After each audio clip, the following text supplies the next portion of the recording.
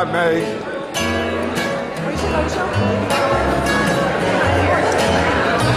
Always busy as usual.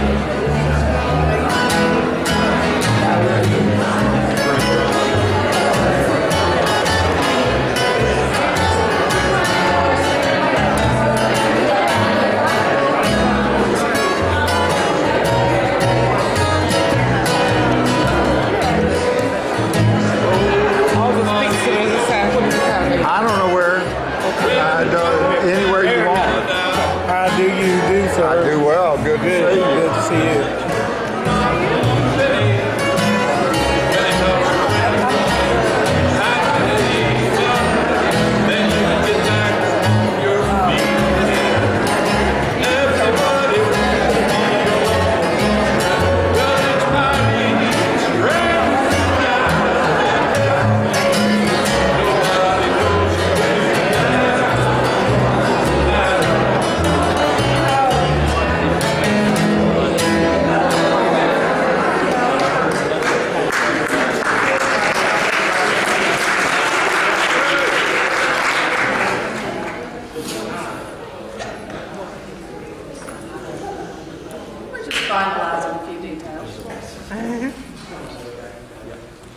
Well, welcome on behalf of First Presbyterian Church and the University of First Presbyterian. We are glad to host the 4th annual Together We Win More Alike Than Different storytelling event. I'd like to recognize Mitzi Kilpatrick, who's the director of our university programs. Mitzi, will you stand up and wave?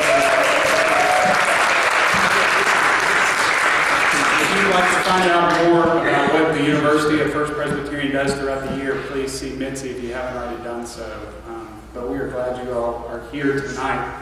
I'd also like to recognize the original dialogue group that has led to what this has become, and that is Lois Scheib and Lynn Cawthorn. Could you all please?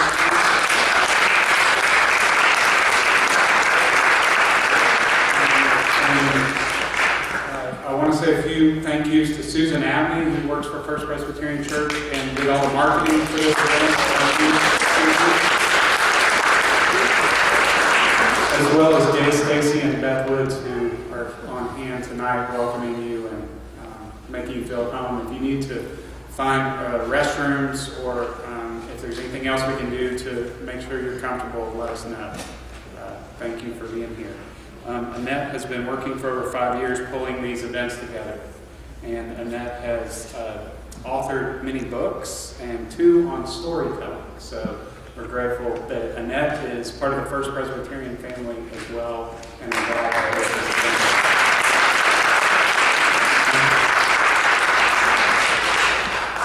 Good evening. My name is Lynn Cawthorn, and I'm here to tell you guys a little bit about To Win. Together We Win Network. It is their brainchild of Ms. Lois Scheib and myself. And what we strive to do in that organization is loosely organized, and we discuss race relations on a monthly basis. So every second Wednesday of the month, we meet at the Holiday Inn downtown on Lake Street, 8 o'clock to 9:30, and we actually have a dialogue as it relates to race. And we ask people to come over and give a grade, a letter grade as it relates to how they feel about race relations in Shreveport, Bossier. And we have a very insightful conversation and dialogue. And so it afforded us the opportunity to kind of burst the idea of storytelling with Annette, who's done a yoga's job with storytelling. And we just want to give her another round of applause.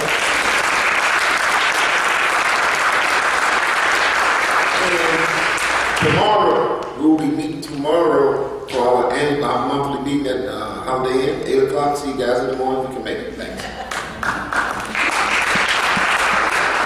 We'll make sure this doesn't go too late, so you're worried about getting up early. I thought I would read a poem. It's been one of my favorites. It's been particularly meaningful to me this year. It is by Hafiz. Which is from the Sufi arm of Islam. I know the way you can get when you have not had a drink of love. Your face hardens, your sweet muscles cramp.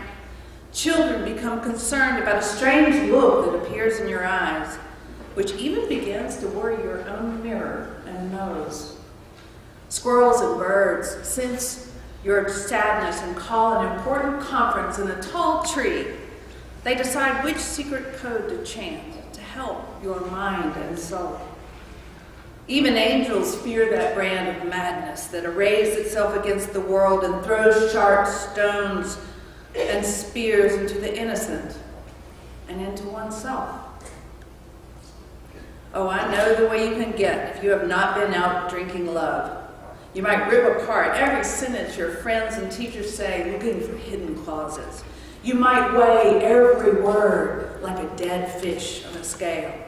You might even pull out a ruler to measure from every angle in your darkness the beautiful dimensions of a heart you must trust in. I know the way you can get when you have not had a drink from love's hand. That is why all the great ones speak of the vital need to keep remembering God. So you will come to know him and see him as being playful and wanting, just wanting to help. Bring your hearts near, for all we care about is quenching your thirst for freedom. All a sane man can ever care about is giving love. And tonight we get a chance to drink from the cup of love. And the storytellers that we have for you have offered to share pretty personal events. And one of the things that we don't do is we don't ask questions, you know. So we'll respect their privacy. Not all the stories are being videotaped. Some aren't. And this is a special, intimate moment for us all together. Now, one of the things that I ask of all my storytellers is I like to have a little bit of an introduction so you can get to know them, kind of what kind of person they are. Before that, I have to thank my committee. Sam Scere, if you would stand up when I call you. Tena Hines. Steffi Chaffee. Nita Cook. Susan Bettinger. And Lois Scheib.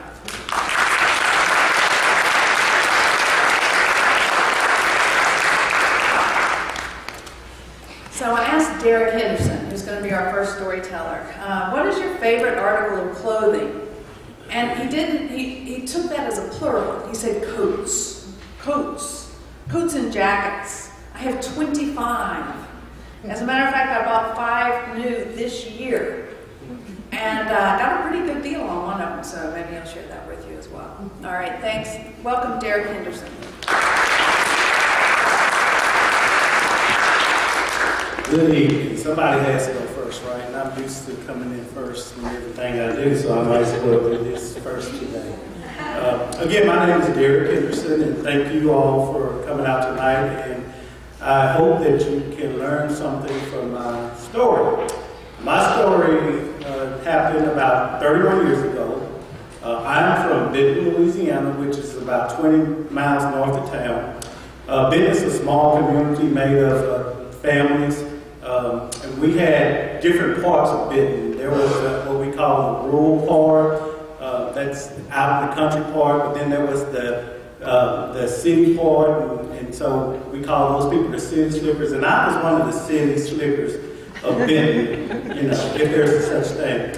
And my grandparents and my cousins, they were more out in the rural part, mainly because my dad is from Shreveport, my mom is from Benton. She convinced him to move back to Benton to build a home there. He didn't want to go out rural, so we ended up in the city. One of the things that my cousins and my uncles and my grandfathers got to do was they got to go out and they got to kill chickens and slaughter hogs and pigs. And I wanted to do that so bad. It's like that was my thing that I wanted to do. But my parents would not allow me to go. And my cousins were a few years older than I was, myself and my sisters. And so we really couldn't go. But I would just bother them. I gotta go. So I eventually got my chance to go out on an adventure with my granddad and my cousins. But instead of going to kill chickens and slaughter hogs, we went to pick pecans.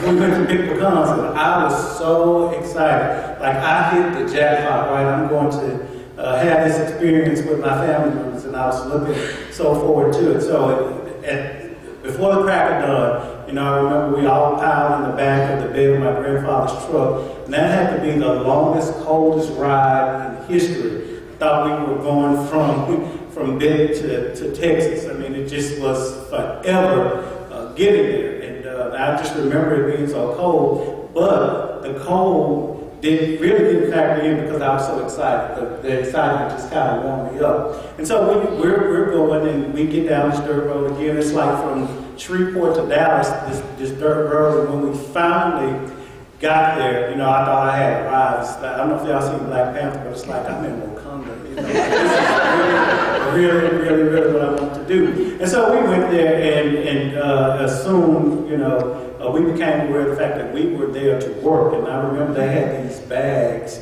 I think they might have still been bags that they used to pick cotton with, but they gave us these bags. And I remember there was 4 bags. My grandfather took 3. Myself, my sister, and 4 or 5 of my cousins, we took 1 bag. And I remember feeling the ground. It was so wet and cold, and it was kind of like a freshness because you could smell the dirt, almost taste the mud. And so we were just out there, and I thought, wow, this is really good. And so we're out there, we're just picking pecans, and then, you know, eventually you realize that it's so cold and you're layered up. But no one reminded me to bring gloves, right? So I'm out there picking, my hands are cold, and because of the shucks that cover the outside of the pecans, they are so hard, and they begin to peel your hands, and your hands become blistered, and so you have that effect going on. And so it affects your ability to really be able to pick the pecans. Anyway, as the day went on, we were at a place called Grisham's. You know, they called it an orchard. I called it a plantation. I remember Mr. Grisham, his name is Jack Grisham, and he was our bus driver. He had this what he called orchard.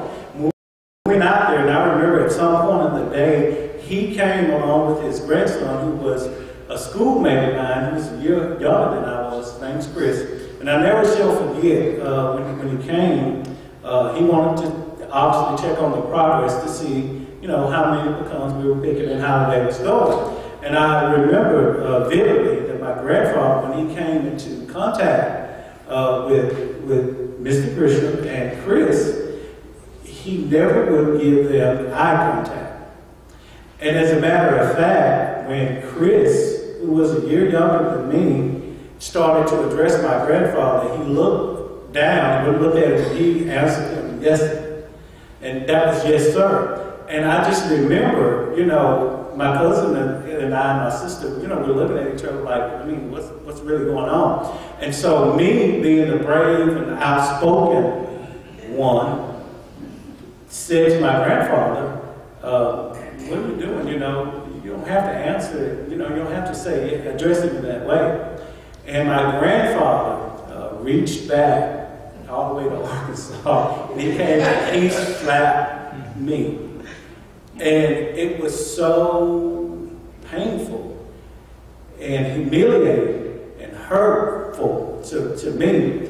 And just in that second, I felt that impact of the slap, but I had to also regain my composure because I'm in front of my cousins, I'm in front of my, you know, my schoolmate, and I had to get myself back together. And I remember I couldn't quite understand why he would do that to me, why he would place me in that position. I spent my teen years and most of my, a lot of my early adult years really not having a relationship with my grandfather because of this incident. And it really wasn't until I got out into the world and started interacting with different races and different people, and I realized exactly his position. I didn't like it, but I realized where he was coming from. You see, my grandfather reacted to me the way that he was taught. His reaction to Chris, who was basking in this unearned authority, you know, he just got this authority because he was born white, you know. And so the reaction and the interaction and the response to him was just because that's the way that he was conditioned to act and respond and to behave. And at that point, I began to grieve for my grandfather. I felt so sorry for him that he had to live a life where this is just his way of life. You know, this is what he understood, this is what he knew. And I remember when the slap happened, he looked at my cousins and myself and he said, you know, you all are some ignorant children. I didn't appreciate it then, but I do understand his frame of reference because we really were ignorant to the fact that the way that he was raised, and then it wasn't until we had learned differently that his behavior would have been considered to be normal because of his day that he was raised in it. So, just years have gone by, and as I began to grasp it and to realize it and to accept it, you know, the relationship has gotten better. It's not 100%, but even to this day, you know, I do try hard to have a relationship with him just to kind of understand it, and I'm more sensitive, and it just helped me to realize exactly his frame of reference and how he came to arrive at that behavior. Thank you. That's my story.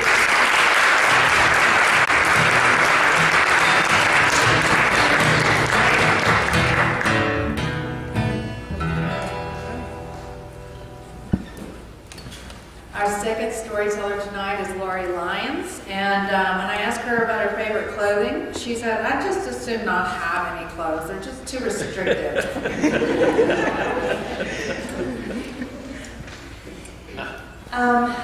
I have two short stories, and they both have to do with my son Alston, who is now 31 years old. And the first story took place in my car. It was a Saab, maroon. We were downtown. In fact, we were right about in front of the Strand Theater. And I had the radio on, Red River Radio, which I listen to all the time. And there was a story about Bill Clinton. He had just been elected president. And so Alston was about 5 or 6 at that time. And Alston said, Mom, what if Dad was president? Of course, I thought to myself, I can't think of anything worse. But, you know, you want your child to aspire to be the very top. And so I said, oh, that would be something, wouldn't it? And I said, what if I was president? And he went, you? I said, yeah, me. He said, you can't be president. And I said, what makes you think that? He said, well, all the presidents have been men, so I just assumed there must be a law. The second story has to do with Alston. He was about 2 or 3 years old. And we had a house, the woman that kept Alston, her name was Patricia, and she'd been keeping him since he was just a few months old. And she had to take her 2 children who were 6 and 8 to Athens Elementary School to enroll them because they had just moved into that district. And she asked if she could take Alston with her, and I said, of course. So they went. That night, Alston said to me, I don't like black people. I said, what? I don't like black people. I said, why are you saying that? Patricia is black, and you love her, don't you? Yes, but I don't like black people. I would question him some, but he just never could really articulate what that was about. Of course, he's 2 or 3 years old, so verbal skills and all that's not there. And that has always bothered me that he said that, my sweet little Alston. And it wasn't until just a few years ago, I was in a board meeting. And this particular board, like most of the boards, or actually all of the boards that I belong to, is primarily white, but we do have black members of the board. And one of the white women said, that she commented that she had been to an event recently, and it was all black people. And the woman that was sitting next to me, African American, said, "Now you know how we feel most of the time." And made me realize two things. One is perhaps that is what Austin was feeling, was just very different. Because Atkins is almost 100% black. And he had never been around that many black people, and it was just a feeling of being different. And the other thing was not appreciating that a lot of my black friends, because they are usually having to come to our meetings, to our places, to our organizations, that they often feel as though they are different, whether we see them that way or not.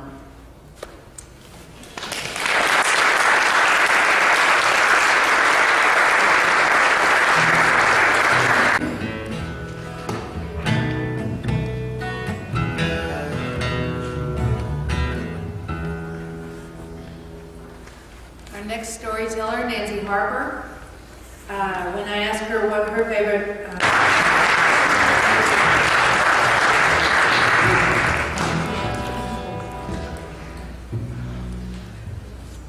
wow. So nobody really wanted to go after Nancy's story, but Rubie agreed to. And so Rubie Scere. When I asked her about her Rubie, go ahead and stand up. I asked Rubie, this is from Liberia, or yes, beautiful outfit from Liberia. But when I asked her about her favorite clothing, she said skinny tight jeans. I just bought my first pair, and I think I'm going to get some more. So this is Rubie Scere. Good evening. I mentioned the skinny tight jeans because normally I wear blue jean skirts with tennis shoes and socks. That's what I like to wear. But I bought me a Corvette. And with my Corvette last week, I ended up having my skinny jeans, and I bought some boots, and I had my little jacket on, so I really enjoyed that. So I'm going to tell you my story. I had the opportunity to volunteer as a Peace Corps. I had the opportunity to volunteer as a Peace Corps volunteer in Liberia, West Africa. Before going to Liberia, a friend of mine's father told me, and he was a white American, that I should not go to Liberia because they did not like African American. But I decided to go anyway. When I got to Liberia, the people were very friendly, they was nice. They gave me a name, and my name was called Nuwa, which means peacemaker. While in Liberia, I had the opportunity to go through my training, and once I finished my training, I went to a town 60 miles north of the capital city, Monrovia. So I got there in October, April. My friend sent me a little text through the mail and said, "Come on down, we're gonna have an Easter party." She lived in the capital city of Monrovia, and in her apartment, she had a stove. In mine, I just had a little kerosene burner. So I was excited to go down. She said, "We're gonna bake," and I just met a young lady from Detroit. She's here with her boyfriend, and she can really cook. So I was looking forward to having some baked food and some barbecue, whatever American food. So I was excited about going down. So I got down there that Friday during that Easter weekend, and my mom had sent me a care package. So I said, well, I'll go Saturday morning and pick up my package. So I got up early that Saturday morning. I went to the post office downtown Monrovia, which is a part of Monrovia called Waterside. And on Waterside, normally that's a busy area. You have all the vendors, you have all the shops, people selling everything on the streets. You have people selling food, clothes, whatever you name it, pigs, whatever you name it, they would be selling it. But on that particular Saturday, it was very bare. Not many people were there. You saw a few taxis, a few people. Most of the stores was boarded up, closed, gated up, locking up. So I went to the post office to try to get my package from my mom. And the post office said that, oh no, we're closing today. There's going to be a riot. We're trying to get out of the city. So I decided to wait a few minutes until the telecommunication office opened so I can call my mom and talk to her for a little bit. While I was waiting, I saw tanks go by. I saw soldiers go by. I saw jeeps go by with soldiers and plenty of guns and weapons, as if they were going to war. And then I saw another group of people passing by, and they had on little grass skirts. They were painted, and they were called warriors. And they had palm branches in their hands, and they were hollering, yah, yah, yah, yah, yah, yah, yah. So they continued to go by. Got a little scared at that point. So then I went to the telecommunication office. I talked to my mom for a few minutes, and then after that, I went back outside, and the streets was even barren. So I looked for a taxi. I saw some going by, but they were full. And finally, I saw a taxi that stopped to pick up some other people. And then I ran and I begged and pleaded with them, please, please help me, let me get in. And so one young man in the taxi, he said, okay. He asked the driver, please let her get in. So they put me in. It was like 4 of us in the taxi in the front and maybe 6 or 7 people in the back. So once the taxi got a little bit out of town, the people had blocked the roads. People were throwing things, hollering, killing the government, and there was a riot due to the increase in rights. So the people were upset, and so the taxi driver said, this is as far as I can go. You are going to have to get out. And once again, I was scared and nervous. I didn't know where I was or how to get back to my friend's house. So I said, oh, please, please help me. I'm begging again. And the man said, you got to get out. So the young man that asked him to let me in, he said, come and go with me. So he took me, and we walked for, seemed like forever. But we got to a point that was at the University of Liberia, and you have to take that road to get to the place I was going called Cinco. But the soldiers had blocked that part out, so we couldn't go any further. So once again, here I go begging, pleading, pleading. I'm thinking I'm looking innocent and young, so maybe they'll let me go on by. They didn't let the other people. But in my mind, I'm looking innocent and young, and I'm assuming they would figure that I'm not going to be in any danger, and they would let me go. So I'm pleading with them, and the man, the soldier never say anything. He just pointed a gun in my face. So the young man that was with me, he said, come on, let's go. So he took me to a back way down a long hill. I thought it was a mountain, but it was a deep hill. And by the time I got to the bottom of that, he stopped the taxi, and he asked the taxi driver to take care of me and take me to Cinco, to my friend's house. So it was about 3 other people in the taxi, and he asked me where, and I said, all I know is Cinco. I was nervous and shaking. I didn't know where to go. I just said, I'm going to Cinco. And the people in the taxi, and we would drive for a while, and he said, this area? I said, no, that's not the house. He said, this area? No. And the people in this taxi started saying, hey, yeah, whoa, yeah, whoa, yo. They was feeling so sorry for me that I was scared, and I told them about my experience in the riot.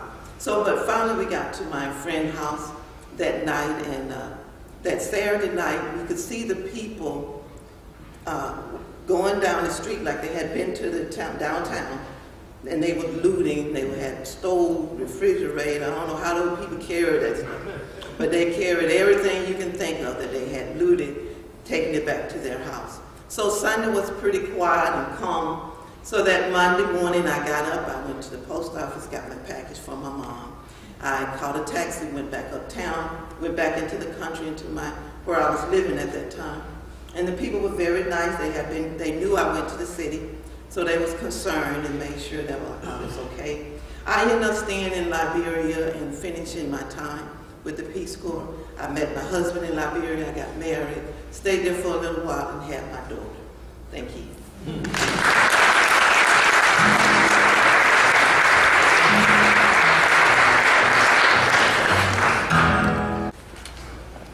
How you liking it so far?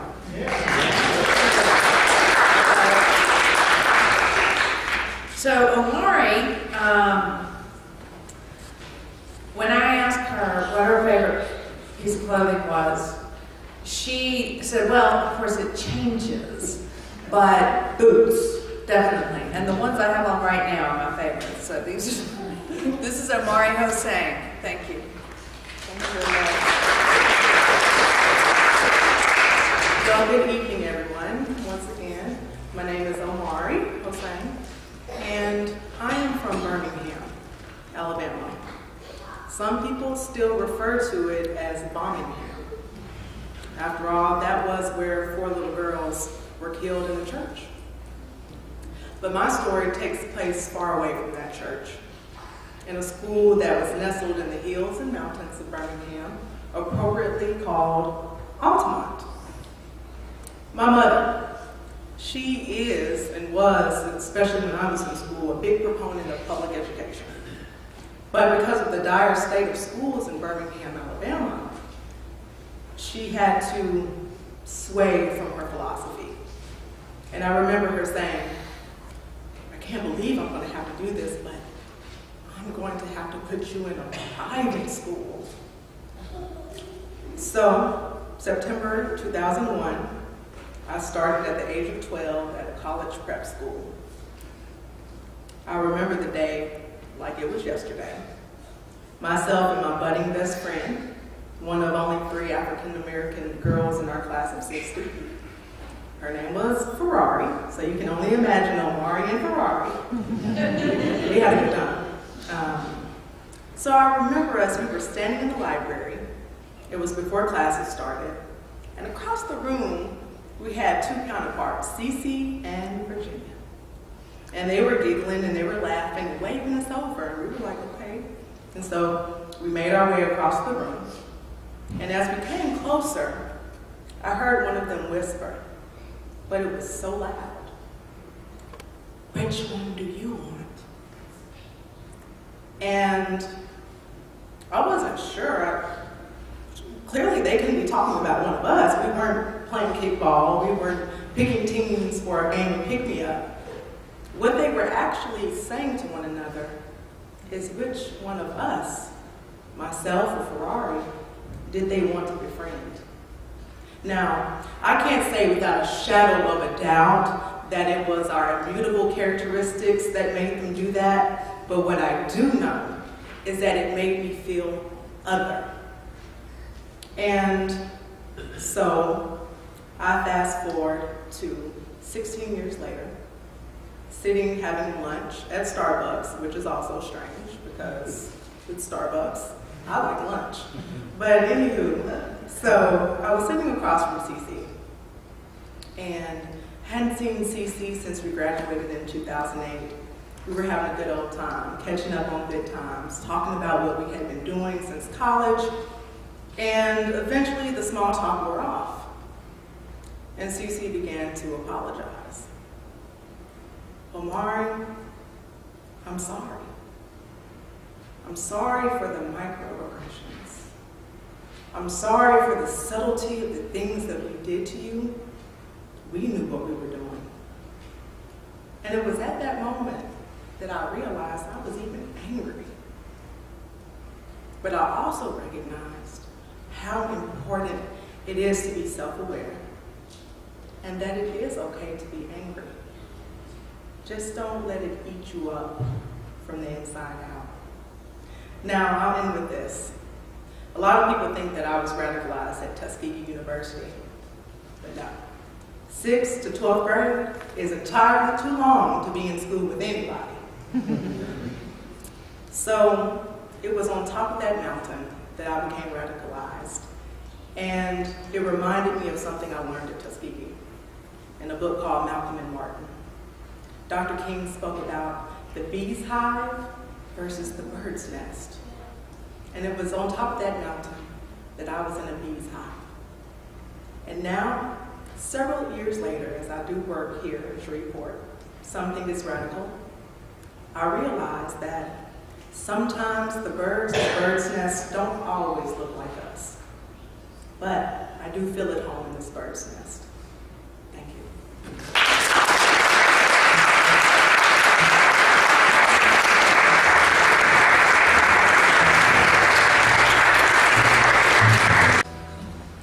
Pretty amazing folks in Shreveport, don't we?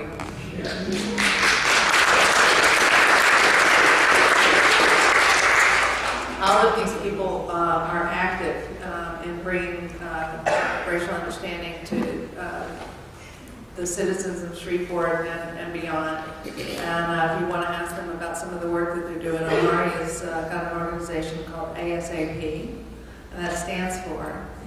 All streets, all people. All streets, all people. And you'll see her at the school board. So our next teller is Lee Harville. And I asked him about what his favorite article of clothing is. And he said a Star Wars t-shirt. And I was like, oh, really? From when? He goes, this year. The other ones don't fit. Thank you. No, the other ones don't fit, and unfortunately I don't wear mine anymore. My son also likes Star Wars t-shirts, so he's stolen them all. I grew up in Shreveport, Louisiana. I grew up in Sunset Acres. One of my favorite places to eat when I was growing up in high school just before was the Hot Biscuit. I liked the Hot Biscuit because they had a salad bar. And on that salad bar they had potatoes. So I could make loaded baked potatoes however I wanted them. And I could make the most important thing, I think, to a Southerner, biscuits and gravy. My mother and I would go talk. Now, my mother was about 5 foot tall, and that's if you count the high heels and the hair. And she believed that the higher the hair, the closer to God. So there was a lot of hair helping her get to that 5 foot tall mark. We would talk, and we talked and had good times until 1988, August 8th of 1988. On that date, the same place that my mom and I went to enjoy ourselves, a young black man went. Unfortunately for him, there was a white man there that day, a white man, teenager, who was using racial slurs. When the black men stood up to him, one of them ended up getting shot and killed. 2 riots later, another murder later, you're in 1988. I leave town in 1990. Having put that Shreveport behind me. Fast forward now to 2013. 2013, I'm back in town, working as a criminal defense lawyer. Have met my wife and have a son who at that time is 2 going on 3 and is a pudgy bowling ball, head on top. Liam is just learning how to walk. My wife and I are working. So the majority of the parenting and the raising of Liam after he went to First Presbyterian Day School was to go walking with my mom in Sunset Acres, the neighborhood I grew up in, the neighborhood that Hot Biscuit was in, the neighborhood that had all that trouble when I left. My mother's walking him up and down these streets, and I'm a criminal defense attorney and a civil rights lawyer. So every day I'm reading about cars that are being abandoned on Wagner, a couple of blocks away from where my mother is walking my son. I'm reading about the bad things, the crimes, the murders, the burglaries, all these things. And my mother, little short 5 foot tall woman in pudgy bowling ball, walking up and down Meadow Avenue. Now, my son will probably be the mayor of Shreveport one day. And that's because of this. He's never met a stranger. He walks up and down the street, hi, hi, introducing himself to anyone and everyone, and some things that don't even move. So, this woman who has been on Meadow Avenue since I was a little child, who to this day refers to me as Little Lee, because that's still how she sees me. She still sees me as that little bitty bowling ball, pudgy bowling head thing walking around. Well, she is overwhelmed. She sees my son and my mom walking. Liam waves to her and goes up and gets gifts from her and candy. Anything you can think a grandmother would want to give him, Miss Lee gives my son, because he's part of our neighborhood. He's part of us. Well, right next to Miss Lee, my mom has a neighbor. He is this huge black man who does work on cars at night. Now, you probably see where this is going. He does work on cars at night. Loud, roaring engines as he's tuning them up, music as he's fixing speakers, oil cans, parts in his yard, some, according to my mom, in her yard. They're butting heads some. I go and I mediate. But you know what? As Liam and her walking up and down that street, Liam is smiling and waving to that gentleman. Because Liam is getting to do what my mother let me do. Walk ahead, make the mistakes, stumble and fall as you walk, stumble and fall as you make relationships. So he sees Miss Lee and waves to Miss Lee. And he might feel the tension between my mom and her neighbor, I don't know. But he waves to the neighbor and the neighbor waves back at him. Because you can't get past that kid who waves and smiles at you. You can't break that. That's true love. Well, fast forward another year or so later. My mother, unfortunately, has had a quadruple heart bypass. She pulled through that well, but then her lungs shut down around November 4th. Over the process from November 4th to December 1st, my mother is in a coma and eventually dies. Every day for that period, during Thanksgiving, leading up to Christmas, leading up to my wife's birthday, we're sitting in the hospital. You hear the doot, doot, doot of the alarms, the nurses come in and out. We haven't slept, we're at our wits' end. We get a call. Who is it? It's our neighbor. Someone just broke into your mother's house. I just wanted you to know we called the cops. Tanya and I were just going crazy. We didn't know how someone could do that to us in this time. We rushed from the hospital to the house to see what damage had been done, what had been taken. And our neighbor's there, and we look at the house. Nobody got in. Nothing was taken. This neighbor, who my mom did not get along with, who butted heads with him, knew only one thing. That person wasn't going to get in that house. They weren't going to do that in his neighborhood. They weren't going to do that to little Liam's memo. He stood up for us when we weren't there. He did such a good job, the person, when backing their truck up, couldn't even get to the house. They couldn't even escape. When they drove off, he got their license plate number and a car description. That gentleman taught me so much that day. Doesn't matter what color you are, it doesn't matter if I like you or not. We come together and we're stronger when we act not because of little insignificant disputes, not because of little insignificant things like what we look like or where we came from, but when we act like neighbors, when we act like a community.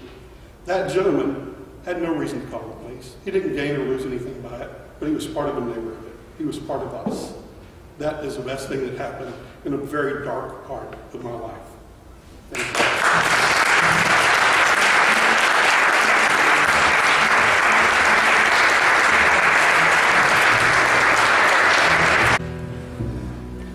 Well, we're reaching the end of our program. We have one more storyteller, Maxine Davis. And she went last when I asked everybody what their favorite clothing was. And she said, well, everybody's taken mine. And I said, well, what do you want to go with? She goes, well, I like the naked, but with boots.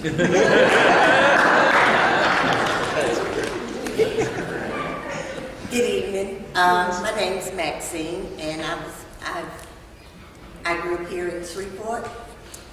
I grew up on the Cooper Road. Now it's called Martin Luther King area.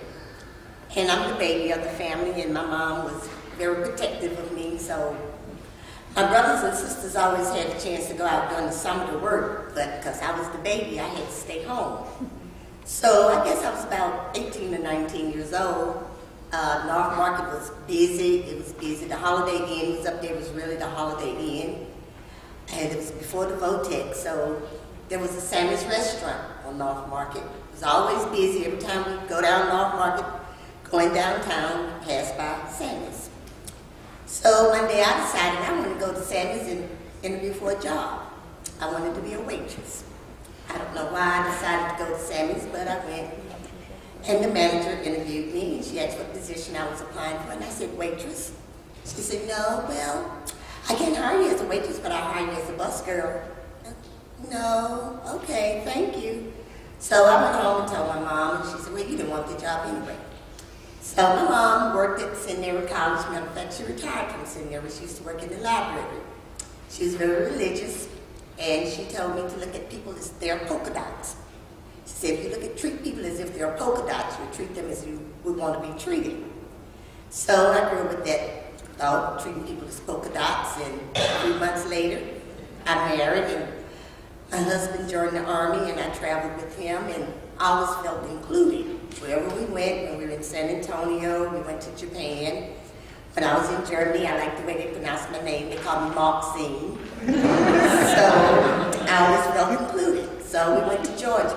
Atlanta. I really don't like big cities, and I have a poor sense of direction. I still get lost in Shreveport. So I decided I wanted to work. My husband said, now you sure? Yeah, I want to work. So I'm going out on all these interviews, and all I knew was Peachtree.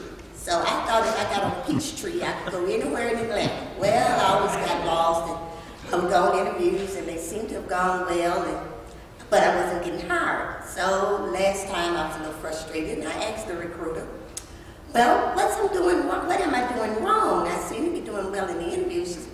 Well, she said that when she interviewed you, when you answered, you didn't say yes ma'am and no ma'am. You were saying yes and no.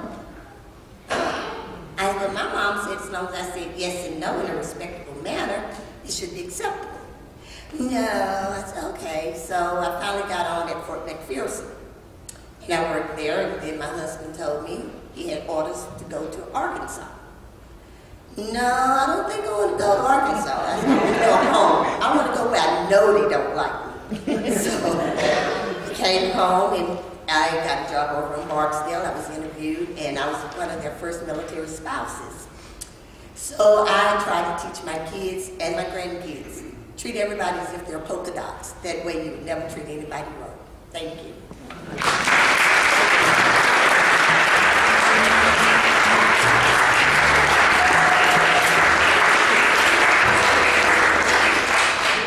So that's the end of our program tonight. Thanks everybody for coming, and I hope that you feel like asking a story from the people that you're with, or maybe even from the stranger next to you.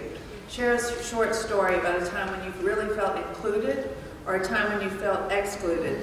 And we learn a lot from true stories. And that's what tonight's about. So I want to thank you for coming. There will be coffee available, and probably some more of that good cheese and sausage. Was there some left before when you came in? Well, feel welcome, and thank you again. Would you like to say some closing words? Yes. Thank you. Desserts in here. Come get some.